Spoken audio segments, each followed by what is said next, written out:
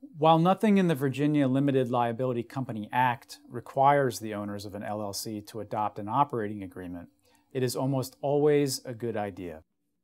The reason is that without an operating agreement, the rights and obligations of the owners will be determined by the default rules of the Virginia Code. These default rules do not create the type of ownership and management structure that most businesses are looking for. Adopting an operating agreement allows the owners to contract around the default rules, and in almost all cases, the operating agreement will control. Some issues that an operating agreement can and should address, which the default rules do not address, include the following. What are the duties and responsibilities of each owner? What are the owners required to contribute to the company? What happens if the company needs additional capital?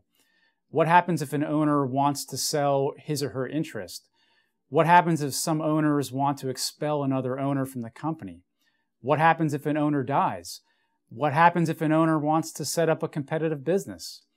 That's a very short list of questions that the default rules of the Act simply do not answer.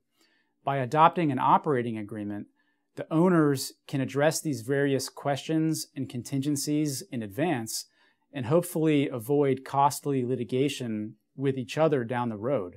If you are looking for assistance with the preparation of an operating agreement, please do not hesitate to contact Gross & Romanick to discuss how we can help you. Our website is www.gross.com and our phone number is 703-273-1400.